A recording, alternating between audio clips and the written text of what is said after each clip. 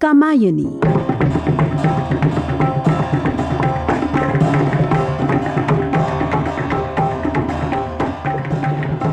कामायनी जयशंकर प्रसाद की सुप्रसिद्ध महाकाव्य पर आधारित इस रेडियो धारावाहिक नाट्य रूपांतर के पिछले भाग में आपने सुना, श्रद्धा मनु को आत्मसमर्पण के पश्चात अपने आप को एक अलग ही स्थिति में पाती है। उन्मादग्रस्त, सुध-बुध खोने वाली, लज्जा का प्रवेश होता है।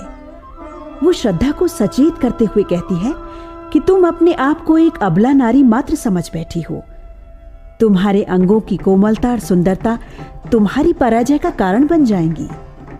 याद रहे, दुर्बलता के क्षणों में विश्वास को अपने हाथ से मत गंवा देना। पर श्रद्धा को एक ही बात समझ आती है कि वो नारी है और उसे पुरुष के चरणों में समर्पित हो जाना चाहिए। मनु को अपना सर्वस्व सौंप देना चाहिए।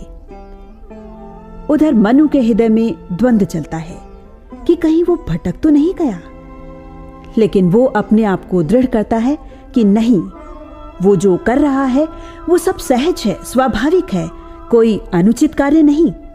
वो निश्चय करता है कि उसे कर्म यज्ञ में लीन होना होगा, वही उसकी उन्नति और सुख की सीढ़ी है। कर्म उसके लिए सुख और उन्नति के द्वार खोल देगा। तो लीजिए आगे सुनिए कामायनी भाग 5।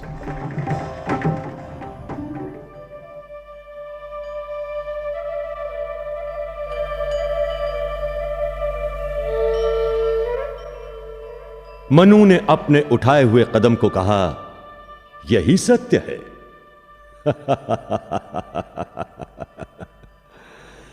सत्य क्या है? सत्य कहने को तो ये एक शब्द मात्र है, किंतु कितना गहन है इसे जानना आसान नहीं है।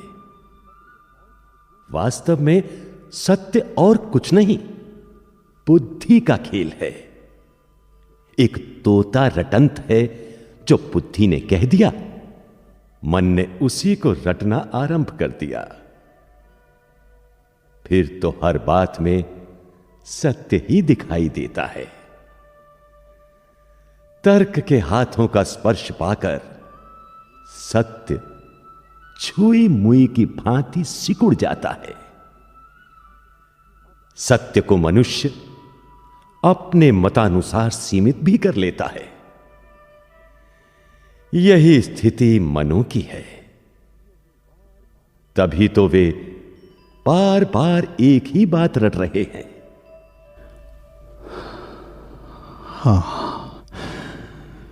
हाँ, मैंने अब निश्चय कर लिया है।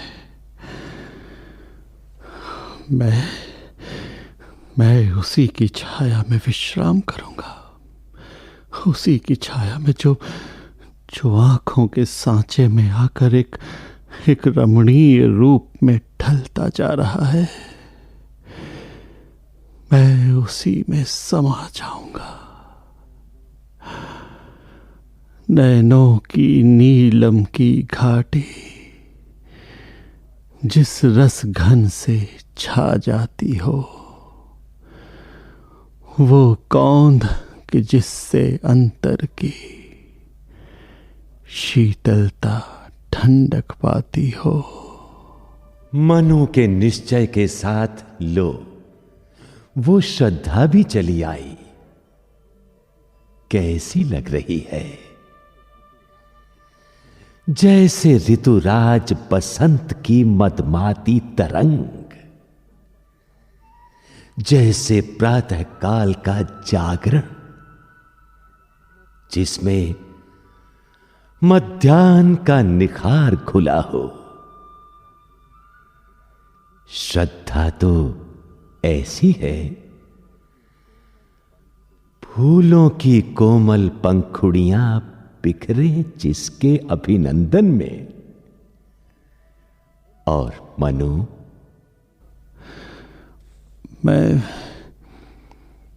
मैं अभी भी अकेलेपन का अनुभव क्यों कर रहा हूं?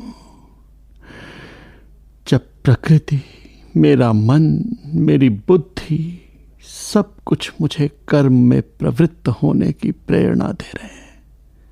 क्यों? तब ये अकेलेपन की चिंता क्यों? बस मेरा तो अब एक ही ध्येय है, एक ही ध्येय, कर्म यज्ञ। ये विस्तृत भूखंड प्रकृति के अनंत वैभव से भरा है। तुम हो एक, अकेले। कैसे भोग पाओगे इस वैभव को? तुम अकेले यज्ञ भी कैसे कर पाओगे? कर्म और भोग, भोग और कर्म, ये एक क्रम है सृष्टि का। तपस्वी, याद रखो, जो आकर्षण से हीन है वो आत्मविस्तार नहीं कर सकता। कौन है जो मेरे कानों में रस घोल रहा है? कौन है? श्रद्धा के अतिरिक्त ये वाणी और किसी की हो ही नहीं सकती। श्रद्धा, अवश्य ही श्रद्धा। हाँ, वो श्रद्धा ही है। वो जड़ और चेतन के बीच की दुविधा को मिटाती है। उठो और उसे स्वीकार करो। एक ओर तो ये सोम रस और दूसरी ओर श्रद्धा। श्रद्धा तथा कामदेव के प्रेरणा भरे शब्द। तब मुझे क्या करना चाहिए? मनु, हाँ? उठ खड़ा हो मनु और कर्म यज्ञ में जुट जा। सोच विचार मत कर। श्रद्धा के उत्साह भरे वचनों और कामदेव की प्रेरणा को लेकर दुविधा में मत फंस मनु। कर्म में प्रवृत्त हो। हाँ? सच कहा तुमने, सच कहा। मेरी बुद्धि, मेरा तर्क भी इसी का समर्थन करता है। इसी का। ठीक यही है जो तुम कह रहे हो। यही सुख और उन्नति की सीढ़ी है। तो अब मुझे अधिक तर्क वितर्क की आवश्यकता नहीं। कर्म यज्ञ की तैयारी करनी चाहिए।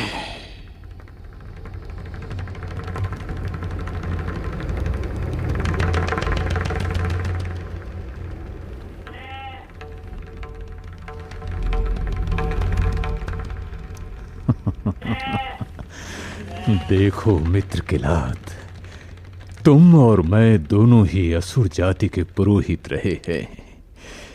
प्रलय की विप्लव से किसी प्रकार हम दोनों ही बच गए। मित्र आकुली, बच तो गए, पर लाभ क्या हुआ? इधर उधर भटकते, भूखे प्यासे दिन बिताते कितना समय बीत गया। ऐसा कब तक चलेगा? हाँ मित्र, वही तो मैं भी सोच रहा हूं। पर नतीजा क्या निकला? कभी इधर उधर घूम फिरी आपने आसपास कुछ देखा, कुछ समझा? हाँ, बहुत दिनों से देख रहा हूं। क्या देख रहे हो? कभी उन दोनों को देखा है? किन्हीं? जो अपने आप को देव जाति का प्रतिनिधि कहते हैं, श्रद्धा और मनु। कैसे एक दूसरे के लिए समर्पित रहते हैं। हाँ मित्र, देखा तो है, पर मनु तो सोमरस में डूबे रहते हैं या फिर अग्नि जलाए बैठे रहते हैं। और श्रद्धा अपने पशु के साथ ही प्रसन्न है। इतना प्यार करती है उसे कि मनु भी कभी कभी उपेक्षित अनुभव करते हैं। कितना स्वस्थ दिखता है ये पशु। मित्र, उस पशु को देख देख कर मांस की लोभी मेरी जीवा बहुत लपलपाती है, बहुत व्याकुल होती है। मित्र किलात, बताओ तो, दिन के चुनते घास फूस खाते कब तक जीऊं, कब तक देखूं मैं जीवित पशु की ओर, कब तक लहू का घूंट पीता रहूं। हाँ मित्र, मन तो मेरा भी बहुत ललचाता है। क्या कोई इसका उपाय ही नहीं कि मैं इसको खाऊं? बहुत दिनों पर एक बार तो सुख की बीन बजाऊं। उपाय तो निकालना ही पड़ेगा। उपाय क्या करेगा मित्र?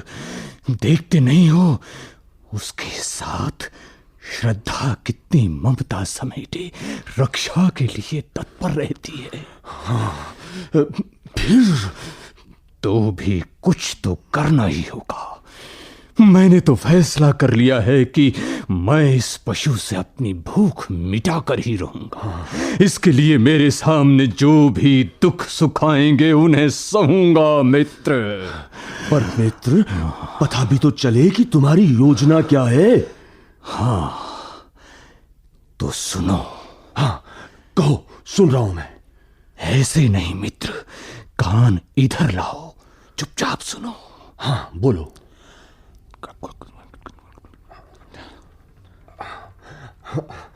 हाँ मित्र, ये ठीक है। हाँ, चलो उधर ही चलते हैं जिधर मनु ध्यान लगाए बैठे हैं।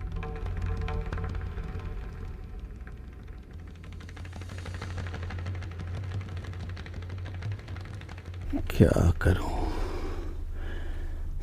किस प्रकार, कुछ सूझ नहीं रहा। देखो देखो, मनु अकेले बैठे क्या बड़बड़ा रहे हैं। हाँ, अरे तनिक इस लता कुंज की ओर में छिपकर सुनते हैं। हाँ, आओ। चलो। नहीं आता।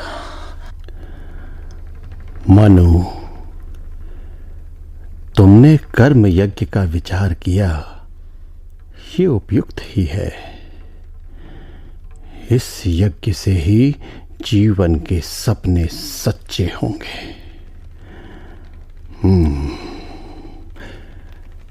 इस निर्जन वन में कर्म यज्ञ से ही हृदय में आशा के फूल खिलेंगे, अवश्य खिलेंगे। किंतु यज्ञ का पुरोहित कौन बनेगा? ये यज्ञ किस विधि विधान से करूंगा? मुझे तो कोई मार्ग ही नहीं सूझ रहा। अरे सोचना क्या है, श्रद्धा तो मेरे साथ ही है। हाँ, श्रद्धा, बस तैयारी करता हूं। कौन? तुम दोनों कौन हो? जिनके लिए यज्ञ होगा हम उनके भेजे आए। अब तुम? हाँ, हम यज्ञ संपन्न कराने आए हैं। तुम यज्ञ करना चाहते हो ना? हाँ। तो फिर किसको खोज रहे हो? पुरोहित की चिंता में क्यों कष्ट सहते हो? जो इस सृष्टि के प्रतिनिधि हैं, सूर्य और वरुण, आलोक और अंधकार जिनकी छाया है, वे हम सबके पथ प्रदर्शक बनेंगे। वे अवश्य हमारी सहायता करेंगे।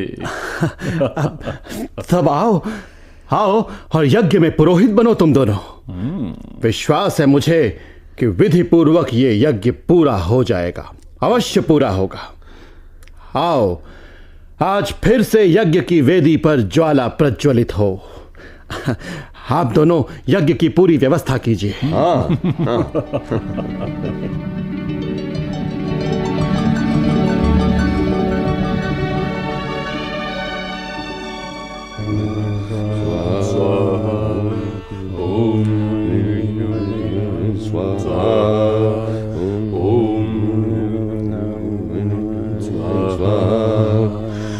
मित्र की लात, बस यही उपयुक्त समय है।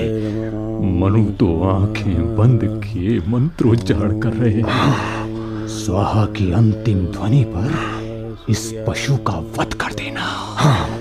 बिल्कुल ठीक है। स्वाहा।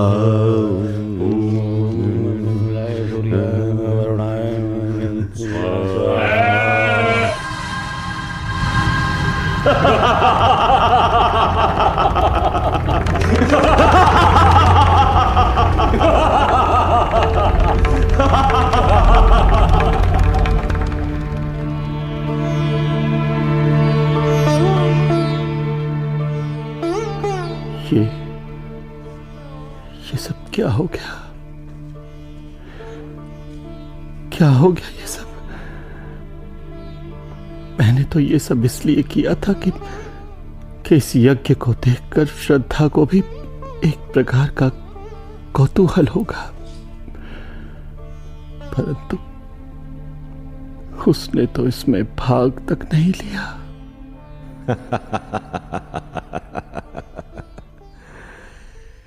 अग्नि की ये भीषण ज्वाला, पशु की करुणा से भरी चीत्कारें और वेदी के आसपास रक्त के ये लाल लाल छींटे देखकर क्या श्रद्धा प्रसन्न होगी?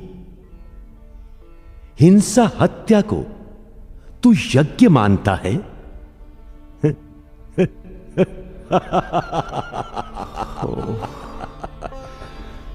क्या ये पशु मरकर भी हमारे मिलन में बाधक होगा? मैं तो श्रद्धा को प्रसन्न देखना चाहता था, पर वो तो रूठकर दूर जा बैठी। तब क्या मैं जाकर उसे मनाऊं? क्या वो मेरे मनाने से मान जाएगी?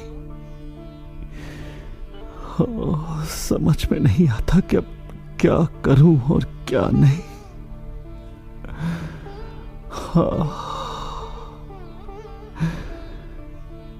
ठीक है, ठीक है, सोम रस ही अब जीवन का साथी बने। सोम रस।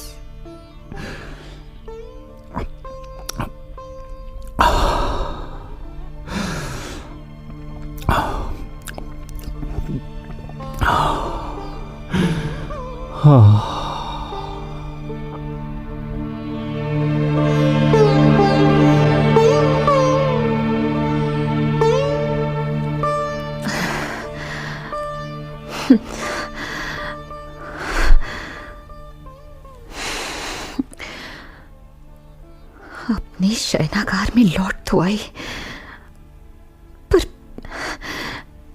पर मेरे मन पर लदा ये व्यथा का बोझ क्या मुझे चैन से सोने देगा? कितने दुख की बात है। मैं जिसे अपने संपूर्ण हृदय से चाहती हूं, वो आज कुछ और ही बना हुआ है।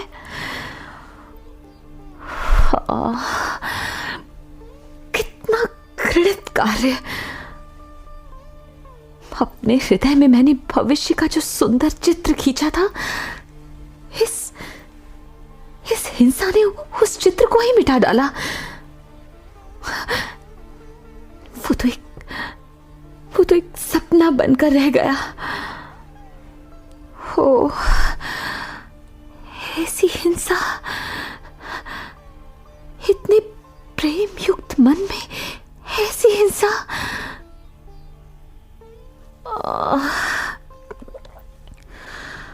कैसा विभत्स दृश्य था।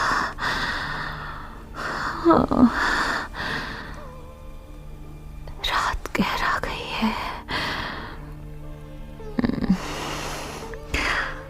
मेरी पलकें भी भारी हो चली हैं।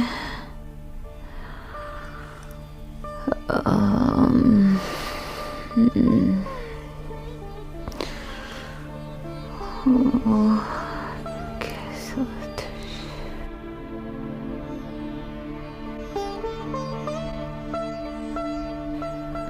श्रद्धे, श्रद्धे, कौन है जो मेरा सपना भंग कर रहा है?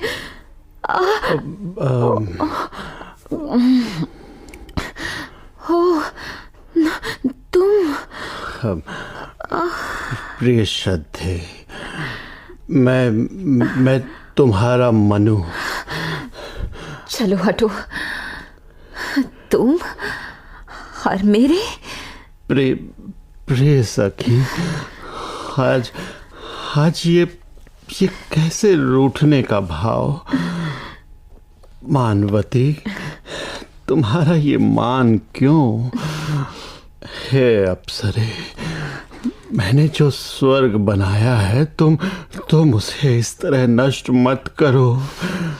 तुम भी मेरे साथ मिलकर जीवन में आनंद का उपभोग करो। मनु, कैसा आनंद की बात करते हो तुम? उसी आनंद की जिसके लिए तुमने सर्वस्व समर्पण किया था। आज तुम नए सिरे से फिर वही गान गाओ जो तुमने प्रथम मिलन के समय गाया था।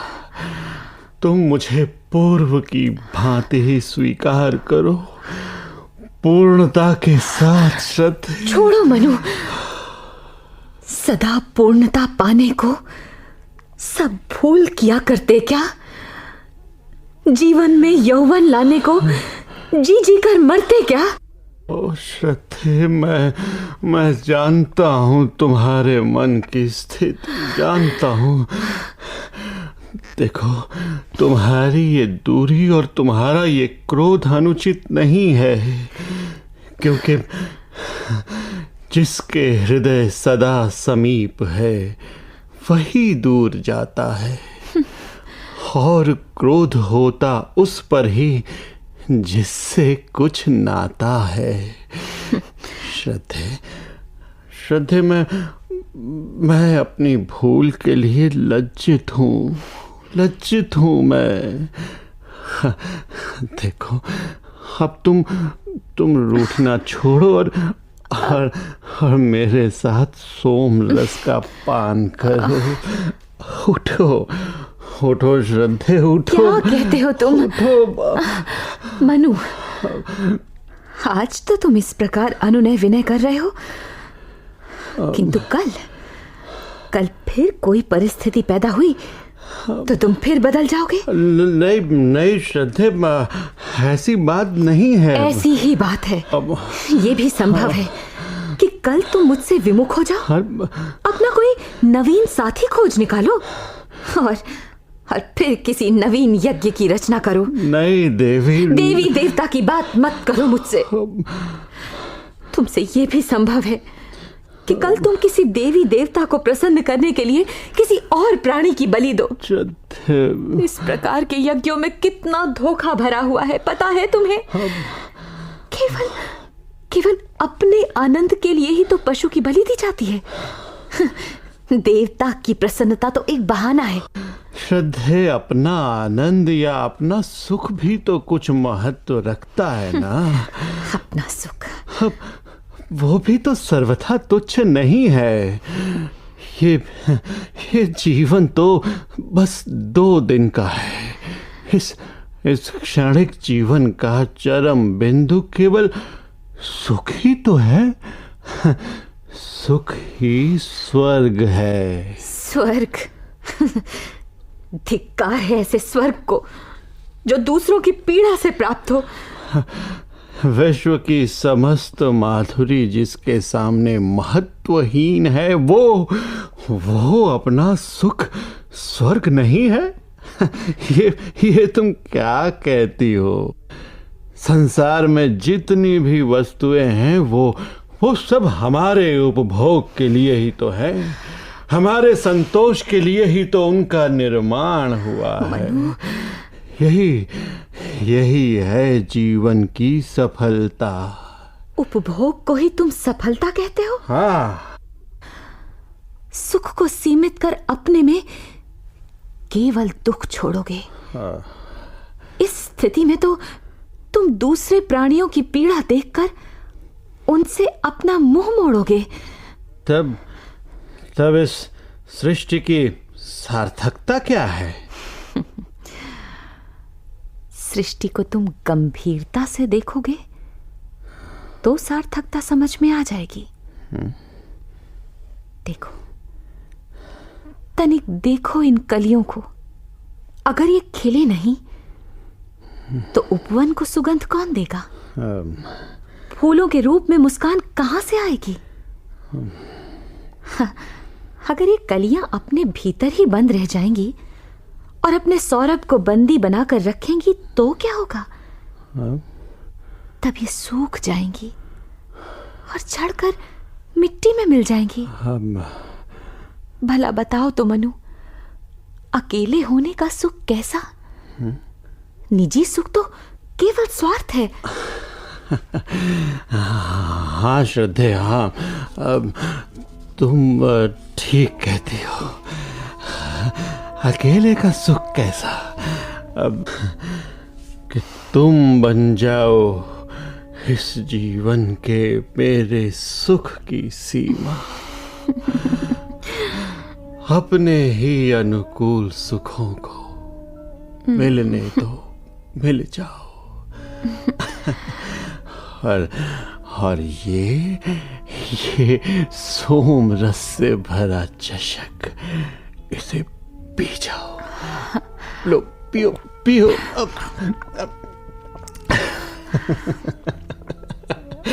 पियो और पियो। पियो ना।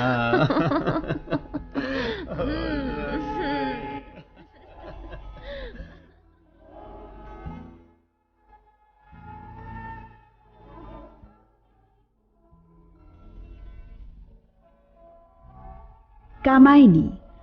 अभी आप जयशंकर प्रसाद के सुप्रसिद्ध महाकाव्य कामायनी पर आधारित इस रेडियो धारावाहिक का 5वां भाग सुन रही थी। रूपांतरकार और निर्देशक थे विश्व प्रकाश दीक्षित बटुक। प्रस्तुतकर्ता नवीन, संगीतकार रास बिहारी दत्ता, ध्वनि अंकन KN जोशी, निर्माण प्रबंध प्रियंका। भाग लेने वाले कलाकार थे योगेंद्र टिक्कू, अनिल मग्गू, केदारनाथ, अश्वनी वालिया, नरेंद्र जोशी और प्रतिभा शर्मा।